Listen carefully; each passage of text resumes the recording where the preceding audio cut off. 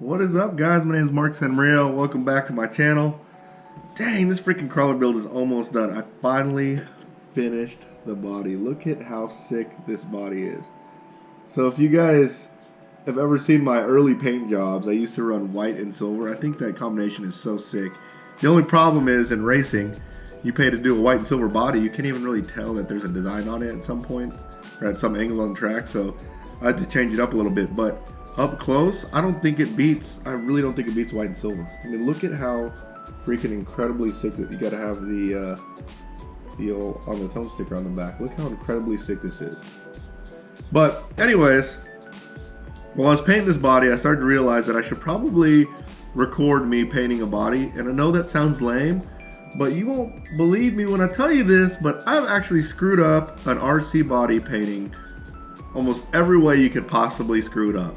The very first body I painted, I actually painted the body on the outside. And I think I used paint from Home Depot, but I remember I painted on the outside and it all just flaked off. So eventually I had just a perfectly clear body after all my paint just flaked off. I've also made the mistake of, and I'm sure everyone makes this mistake unfortunately, of not masking the windows. That's really freaking bad. That's super annoying. I've even done this mistake, which I don't know if anyone's ever done this. This is probably a first time for anyone, which is really sad. But I've actually accidentally put all the stickers, and this was one of those Traxxas, whatever, the little painted Traxxas bodies they're pretty pricey, and I bought it retail. This was when I very first started, and I put all the stickers on the body after I pulled it out of the box or the bag, and I realized that the plastic cellophane was still on the outside. So I ruined all the stickers. I mean, I spent so much time putting the stickers on. I was really meticulous, and it was on the plastic. So in this video, I'm going to kind of run you guys through how to paint a body correctly like a pro, which these don't look like pro bodies because they're all one color, but I will tell you that the strategy that I use and what I do is how the actual pros, the big time painters, paint bodies. I'm just not really good. You actually have to have some skill. So here we go. So the very first thing you want to make sure you do, which this is probably the most key thing that you can possibly do when you paint a body, and a lot of people don't do this. I don't know why they don't do this. Maybe they don't know, or maybe they're too lazy.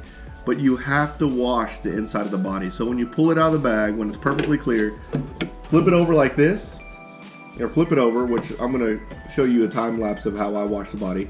You put soap inside the body, put some water in it, and then just scrub it with just like a regular sponge, like a dish sponge, and that will clean out all the little particles, all the dust. You never know how old the body is, so there might be dust on the body. It will clean out all the dust and get all the crap out. That is the most important thing to make sure that the paint goes on nice and smooth to me. So make sure you do that.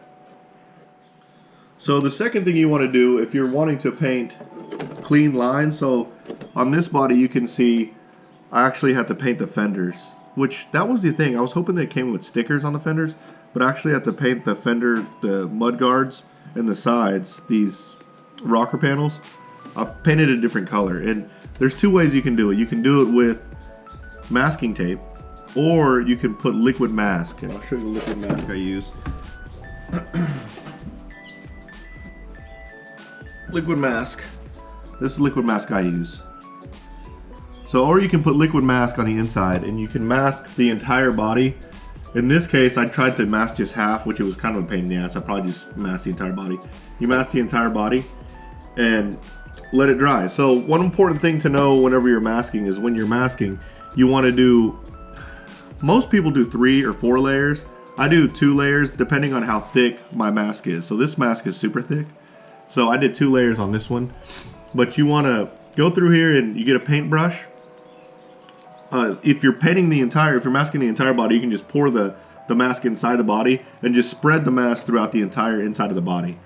In the time lapse that I'm showing you guys, I just did the outside, so I put it in like a bowl, and then a paper bowl, and then I just masked it on the parts that I knew I was gonna have to mask. But let the first coat, or let the coat of mask completely dry, and when you'll know it's completely dry because it will be completely clear. When you put the mask on, it's white.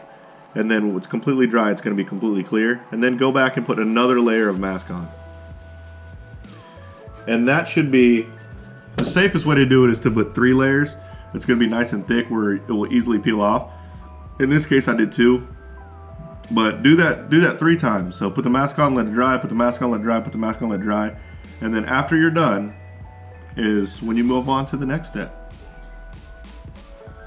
So the next step in painting a body is drawing your design on the outside. In this case, my design was super easy. It was just lines.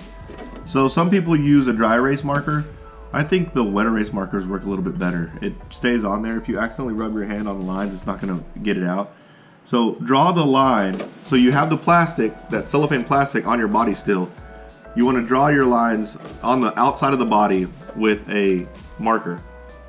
That way when you flip it over, you can see it on the inside of the body. So after you draw your lines, you're going to take an X-Acto knife. You want a sharp X-Acto knife, and don't push too hard, because if you push too hard, it will actually score your body, and your body will just break right where you scored it. So you want a really, really sharp X-Acto knife. If you can get a brand new blade, that's probably the best idea. And then just go over your lines that you marked on the outside, on the inside with your X-Acto knife, and that will actually cut the mask. So whenever you pull it off, it will break on those lines. So after you cut your mask on the back side of your body, this is where you actually start doing the painting. So the first thing you want to figure out is which one's your lightest color and which one your darkest color is. You always want to put your lightest color on last. And because you want to put, the reason why you want to put your lightest color on last is if you put your lightest color on first, the dark color will a lot of times bleed through the color. So figure out what color you want to put on first, which will want to be your darkest color, and then your lightest color on last. In this particular case, silver and white can be interchanged. You can back silver with white, you can back white with silver. So in this case, it didn't matter to me, and I actually painted the silver, which would technically be a darker color, after the white. And you can tell it doesn't really make too much difference because you can back the colors with each other. So when you figure out what you want to pull the mask off. You want to pull the mask off. In this case, I pulled the center section off first because I did the white first. And when I pulled the center section off, if you're pulling any of the mask off that goes on the windows, make sure that you mask the windows again. That's a key thing, because a lot of times you get done cutting your mask, you get excited, you pull that center part off, and you just want to spray it. You spray it, and you just paint it over your windows. So make sure you mask your windows again. Now, when you paint, there's a couple of things that I like to do when I paint. One, it would be ideal if it's a little bit warmer outside. So I want it to be kind of a little warm. You want your paint to be at room temperature. You don't want your paint to be super cold or super hot because it goes on weird. You want to shake the can for at least a minute. I shake my cans for like 20 minutes. A lot of guys are using airbrushes, which in this case, if you're using airbrush, you have to listen to this. But you want to shake the can for a long time, and at least 2 minutes. And when you spray it, you want to start away from the body, spray across, and then go past the body. You don't ever want to stop in the middle of painting and go back over. What it does is it actually piles on a lot of paint, and it will start to run. And I actually have a lot of runs, and I'm not talking about in my underwear, on this body. And this one it doesn't look bad, right? I don't know if you can tell, but there's actually a run right here, and that's where I stopped. I was trying to rush the body paint, and I stopped, and let me see if I can get it. You can see it right there. Right there. See, that's a paint run, and I stopped painting.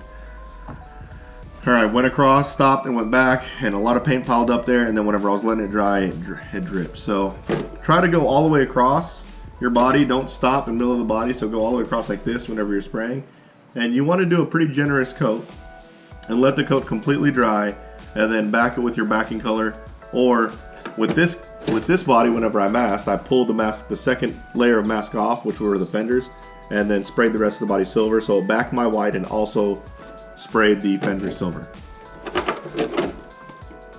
So once you have your body entirely painted, you want to let it dry. I try to let it dry a full 24 hours before I start cutting.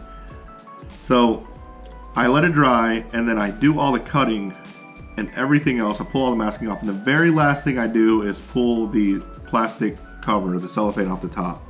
And it turns out to be extremely clean. I mean, a lot of people that don't know how we paint bodies and aren't into RC will not believe that I've actually painted this body because it went on so clean. So that's pretty much how you do it. I'm so excited about this body. I'm about to start up another video to actually finish my TRX4 project. There's a couple of things that I'm worried about that you guys will see. But thanks for watching, guys. If you haven't done so already, subscribe to my channel, hit that notification bell. I've got a lot of cool projects coming up, but I'll see y'all in a little bit. Wait, before I go, this is like a secret tip. If you're lazy like I am sometimes, you don't want to do all the worst part to me of a body is cutting and masking, and you know, if I could just spray it and be done with it, that would be the best. Go buy Traxxas bodies, because this body right here, it came pre-cut, so I didn't have to cut it, which cutting sucks. I mean, these are all perfectly clean lines. I also didn't have to mask the windows because the windows are actually black. So I just painted the entire body. I literally pulled this out of the bag, sprayed it, and then put the stickers on. That's just a pro tip. If you can get away with running Traxxas bodies, do it. I do love my Proline bodies. They look better once they're done. But if you're lazy, go with Traxxas stuff.